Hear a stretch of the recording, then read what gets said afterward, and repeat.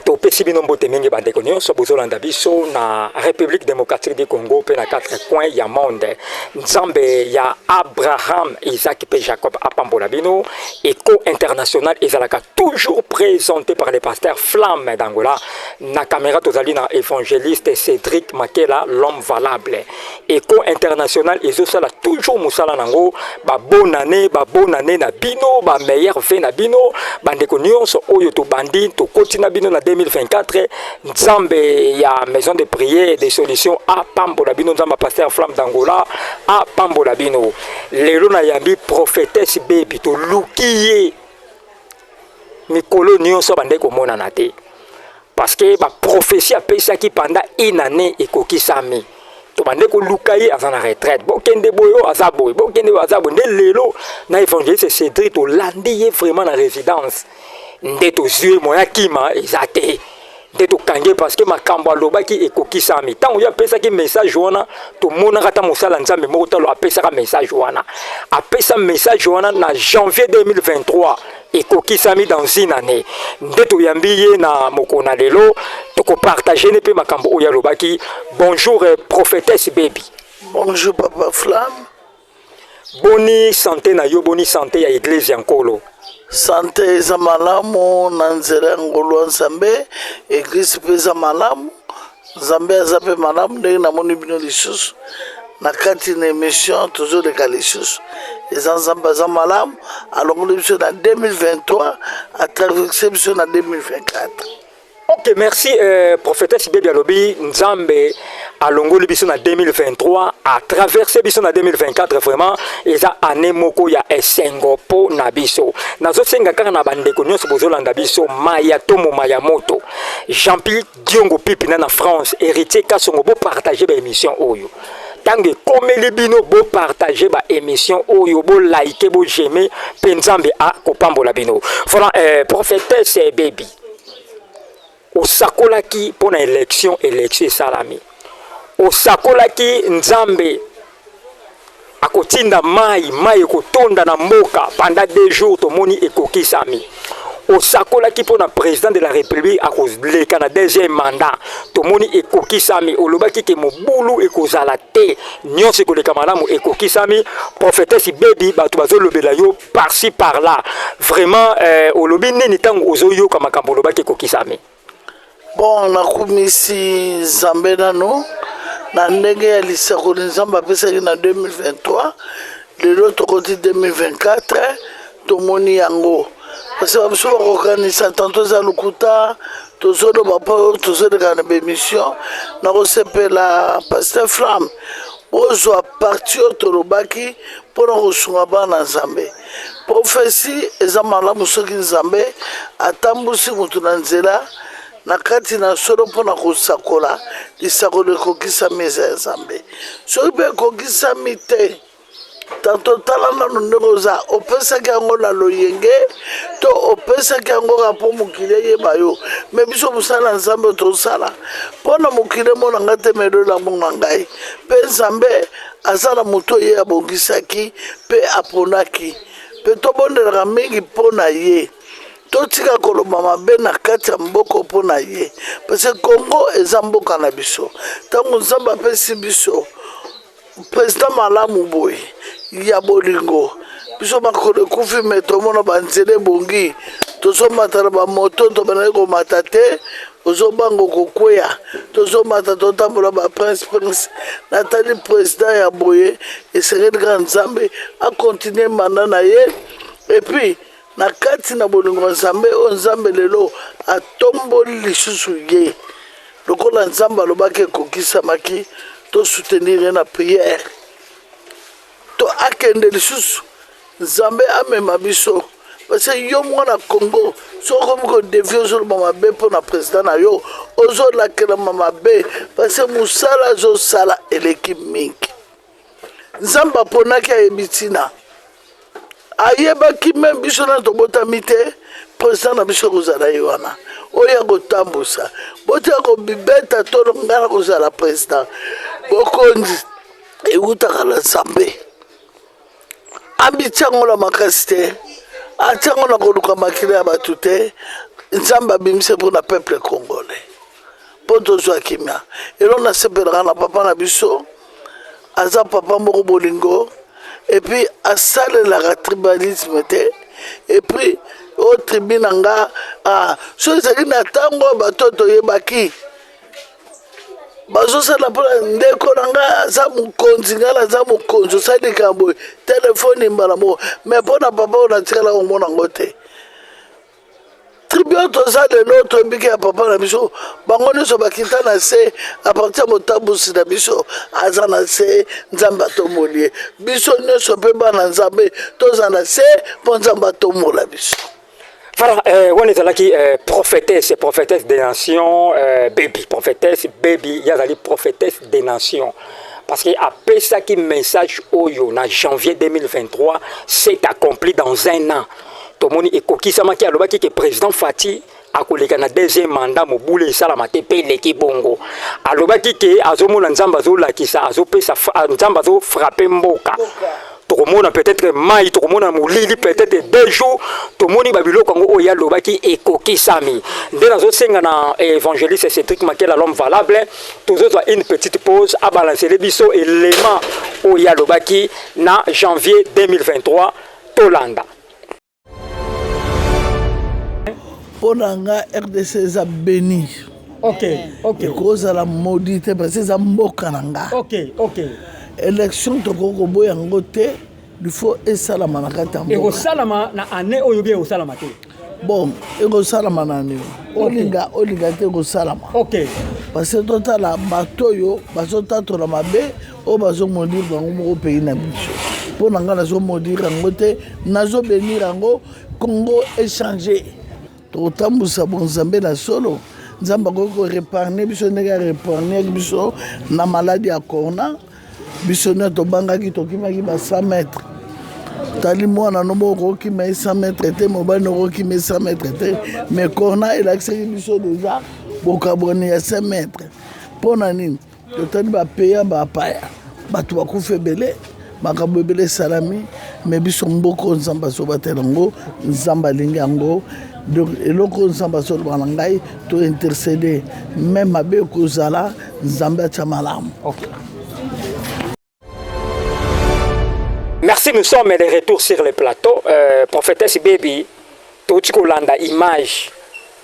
Oyo sakola ki parce que batumi bandi marate ba ba ki ate parce que image ne la sera preuve. Amen. Tout ce qu'on balance image oyo loba ki ola taka bilambo to lati bilamba mususu. Émission to sala ki na libanda je crois ya église. To moni ndenge o sakola ki ekokisami siko na image otango yo moni yango. Oriko bakisa su nini na eloko oyo. Na ane tozali na neotozali eloko na koloba na papa o Nzambe apesi biso papa azalaka lolenge Nzambe azomema ye na kati na mosala na ye mpe Nzambe ayebi bandani oyo ya kotravaille na ye ezala bato bakoluka me bakozwa ete na kombo ya Yesu parce na kati na bomoi ne Nzambe ayebi ye banda libumu ya mama Nzambe ayebaka ke ya kozala président parce que avant comme président avandaka mpe na bande l'école aliaki fufu na mabele ndenge biso toliaki akimaki bambango abetaki mpe babana mais lelo lokola Nzambe ayebaki ke na 2024 manda ekokontinue ezokontinue yango mpo na ngai nazobondela mpe nazoyebisa kati ya Congo tozala moko tolingana tozala parti prêté tosimbana mpona kotia mosala oyo Nzambe abengi mpona peuple congolais Nzambe abatela ye Nzambe abomba ye mpe nde tozokende Kongo ezala malamu tolia malamu totanga malamu eza makambo ebele mpe ya sali quand makambo nyonso ekendaka malembe toyebi ke manda ekontinue toza na ye na 5 ans oyo akosala sur mandat toyebi ke Nzambe akotambusa ngo mpe kitoko abosanaki mosala moko te oyo abosani Nzambe akorapele ekosila tokobeta mpe maboko malgré binemi bazangaka te bajalousie bazangaka te mais yo na ngai tant que prophétesse pasteur tobimana na makambo mosusu oyo etali Nzambe te tosanga tozala bomoko tointercede mpo na mabele tointercede mpo na bomoi na ye mbongo eza eloko pamba vanité de vanité. Okay. Amour nde et soutenir makambo ebele na kati na bomoi. Papa na mona nzambe eza mutu te. Okay. Na mona demo mutu te. Tozomona nzambe tant tomoni président na biso abimi. Pe o nzamba alobaki ekokisami bon nzambe nde yango wana. Totombola mboko na prière. Totombola ngo te na loge. Totombola ngo na bilobalo pamba te. Ya ko critiquer basa na nzambe, ko critiquer président na biso. Botika. Kanda nzambe na ne oyo eza makasi. Eza makasi eloko na loba na 5 ans oyo. Eza yete boloba ke mboka boy. Soki mboka betami quelque part nzamba zomema biso na nzela po biso etamboli na biso maloba na biso tokomi kobima libanda ya Bible. Tosa musala nzambe surtout biso base na nzambe na ndenge ya so na ndenge ya bolingo. Nzambe akopesa président na biso makasi pe tokolela banzala te bana bakotanga même kulunu ekosila soki ezo continue eza pe kanda nzambe akoloba ka lelo kuluna esili mais ezosila te mpo na nini po biso base na nzambe tozoluka nano mbongo donc toluka nano kimia mbongo ekoya ata tosui tole lobi toza bapaya tozonga toyeba eloko wana betise te na base na nzambe kokritike nga te olandi nga na émission wana nini nazoloba nayebi ke bato ebele balinga bayoka baémission moko tokumisaka profete nga nalinga lokumu te nalinga lokumu ezonga epai ya nzambe parce nzambe elaka abengaki nga mosala oyo nalingaki yango te nabaki nakoki yango te mais pendant 15 ans na mérite yango mais na makasi na ngai te lolenge tozolamuka ndenge nzambe azomema ndenge mpe akomema président na biso aza na baide ya bien makanisi ya bien ewuti epai ya nzambe mpo na ntina na ye mpo te tozala na kimia olandi ewuti epai na nzambe nzambe akotambusa ye nzambe akotya maloba malamu mpe akotya kimia na kati ya kombo na biso.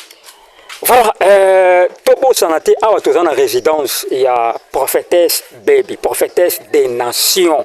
Donc, ce que moi makele le koti comprendre parce que ndako ya mosakoli na ebité alambra katikati ya saki ya fufu ou bien katikati ya saki ya loso na ebité parce que à tout moment tant to ya na évangéliste c'est dit makela tout monde na kaka et tout luku ya batu batondaka. Et mosakoli bato bazaki belé à tout moment ndako. C'est pour ça que nous connaissons sur l'ambition dans 4 coins du monde. Ce que moi makele de comprendre parce que bazé belé Hollanda émission de Tosala. Voilà, maître Julio Consolata, maître Idi Amin, maître Daniel Tumba, mon avocat Cambèze. Maman Joëla Flageau, mon cœur que j'aime beaucoup. Na pesimbote na dissert divine lo sambo. Mon thème est évangéliste Cédric Makela, l'homme valable. Je vous salue à passant. Voilà, Mosakoli baby. Question n'engézaboui. Tout le monde qui avant élection, tout le monde qui pasteur Ngalasi, tout le monde qui pasteur Théodore, parce que on peut pas postuler qui na présidence. Pasteur Ngalasi a l'obaki que na 2024 il a la président de la République na mboka oyoyo. Wana na 2023 on découpé sa message que Nzamba yebisi na 2024 il sera le président de la République. Le pasteur Théodore P a l'obaki que il na 2024 à diriger Mboka oyo Nzamba lobi na ye. Ce que tu comprends de te tout le monde qui a président Fati a eu deuxième mandat quand ndenge yo sakola ki ce que ba prophétie au bango les deux pasteurs ba lobaki Nzamba lobi na bango. Ezaki sentiment na bango ezalaki bon moto salaki bango be Nzamba lobi na ki bango. Papa elongo monsieur salamaka eza bon moto. OK. Bon moto toningate edominaka esprit na biso. OK.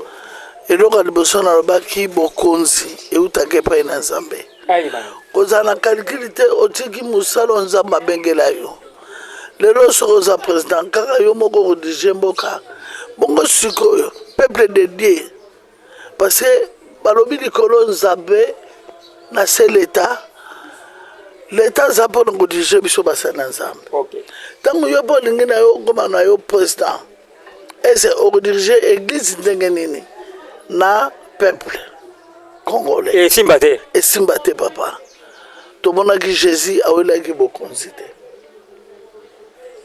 abotamaki bokonzi kutu balingaki baboma ye baboma bana mike nyonso ya mibali bakanizaki bakoboma ye sonsia mpona nde bamoni ke mokonzi aye alingi botola pouvoir me nzonga nzambe ayebaki azalaki bokonzi monene ti ayebisaki mama na ye na tata na ye Joseph bokende kobomba ye donc ezalaki prophétie ya nzambe nzambe alingaki ete babomba ye parce azalaki bokonzi monene ayekobikisa mokili ezala mosusu nzambe atomboli boye mpo abikisa peuple de Dieu abikisa na mosala na nzambe yo okende kobuna na mutu oyo nzambe atie adirige pays yo koma na ye boye te papa tozonga na nzela ya nzambe na kritike basala na nzambe te papa nalingaka bino mingi naza mwasi nakota na kati ya liloba mwasi azalaka na autorité te balobi mobali aya autorité mais na nzela ya conseil mama amelisaka mwana mabele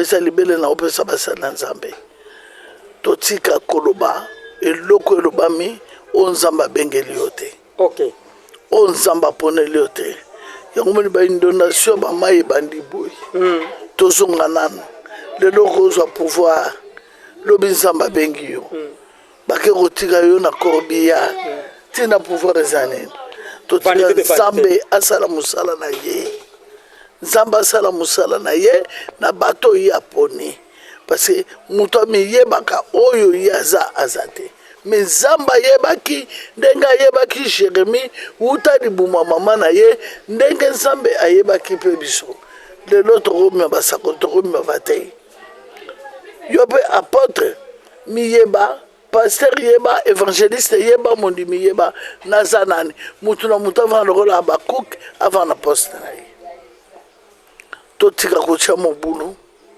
na kati na bato nzambe aponi totala lolenge azokende nzambe nde aotambwisa ye azotambwisama na bomoto te azobitambwisama moto akotia tembe gazo na nzambe aza te oyo nzambe atie totika bilobela me biso bandimi totika badiscussion mosala na nzambe nzambe akoloba mosala na nzambe lelo président me lobi akoki yango te komo nzambe ekomi ofingisa donc pasteur akoki kodirige mboka te akodirige mboka te akoki te mosali moko akotavaye bisika mibale te ekosimba te botunanga papa elomona dina pose lisusu mobali ata azalaka 100 femmes 500 femmes soki aza na bango aza na kimia te ata azolia libumo evimba te aza monene te paster nalobi yo te me oza monene te mpona nini charge eleki ndenge moko biso basena nzambe bato baza na baproblème bakoyapa na yo bao bazengi maboto bazobala sikoyo yo na kati ya ondimi ozala président dirige pays olanda makambo ya este olanda makambo ya boye olanda makambo ya boye olanda makambo sikoyo église de Dieu nala kolanda seke na église kuna mpe président sadi akodirige église na yo oyo nome mpe président mpe ayelaka rapport osali yango na peuple congolais yambo osali na bana nzambe na ndimi te okoka do batika na bango batika kaka totalela nzambe moko ayebaki ntango ayebi kaka président na biso eza fati botika soki boyeba komba beton eza eloko ya makasi eza briki te epanzana eza eloko makasi oyo nzambe atieli biso ata inondation ya mai beton elongo apamba te botika kotelemela ye eloko nazokebisa na 2025 boloba malamu mpona ye mpona kosoutenir mboka na biso soki nzambe alingi toza bakongolais ya mabele na biso toza na recherche monene na kata mabele oyo nzambe arepargnaka biso makasi eza bapays mosusu mbongo asali deba moko akimia ke aza na kimia te po beveneme esika aza mwa oloba eza te ayebi ke congo ezaka congo papa tovivre bien koleka batapoto babakisaka yo na nga te totemi na biso na chance tozela ba $20 menga na midi na kata kongo ta balobi Chris na beti zandwa na somi mwa bisumo mo pake na tambuso na $20 olata pe kitoko muta poto olata kana biso donc mo so ina tombola akocho na nzoto yozo bonga nzimbonga na kata ba papier duplicateur atoti ba papier duplicateur na poche azo komo memele saki na mema Yesu Yesu na mema Yesu ya moto te tozala bo moko tolingana 5 ans na ebike tout va bien tout soutenir na prière. Voilà, je crois que vous avez la dernière question Nangai ou bien avant dernière question. Est-ce que oui pasteur Cash? Bon, en tout cas nayo kaka mais na ebifi na été na waza na basi belo yebi papa on les appelle comme na comme critique on me sanga les choses non les choses parce que yo la vérité parce que a autre ça la mariage batu musiba holo baki abali mo na 12 ans mais tout mona ki papa ya mwasi na ye wa ute ko bala alekaki alobaki asalaki interview bi mo na ye na 12 ans te na 18 ans. So quand yo zo le kwa bongo pasteur ko ba ne ba si belé musakoli autorisé nango autorisé polygamie po nanga na yebi eza mwasi moko mobali moko na bato bazotamona ko banga nzambe so wana za ko banga nzambe te wana ko banga nzambe te parce que même les 10 commandements tout dans la Bible pour mon lelo na tango kala mon diminyo so za Bible na sali peka bazo ba déjà identité na ye même tonalité na ye ezo laksake o mosana nzambe lelo to ba na racheter parce que ozo mona mosana nzambe esika ba païen baza azapaye azape na Bible te mosala nzambe azape na Bible te esika ba tozo mela yankoi ye pas zo mela na zo mela yankoi asima ake kotea yango zo mona lelo banzambe bato komisa ngo futi même autres ya par mubakano komi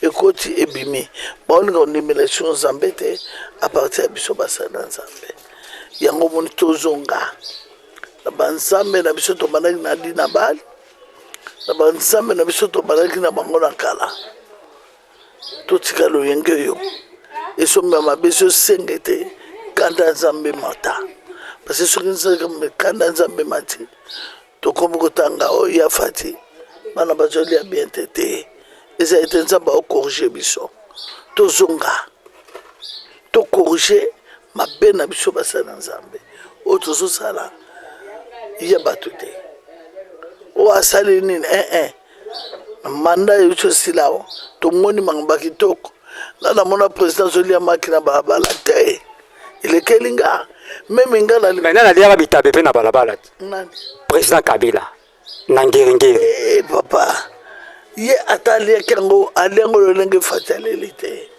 ozo ya président fatela dikolo spécial OK Fati Beton papa na makasi même timu kolo alekaka na nini avant de pouvoir na ye jour alekaka premier jour na ndango na télé et ça ranga émotion nga mona katanda na senti ba chair de poulet bimi tala papa alekaka so pouvoir sa musala mais ça m'a baki pouvoir sa mo asoki na bo pete na bo lembu na douceur depuis biso bana nzambe soto na modimo douceur bo pete nzambe ona osa eloko moko pona bomo eno pokamo mati.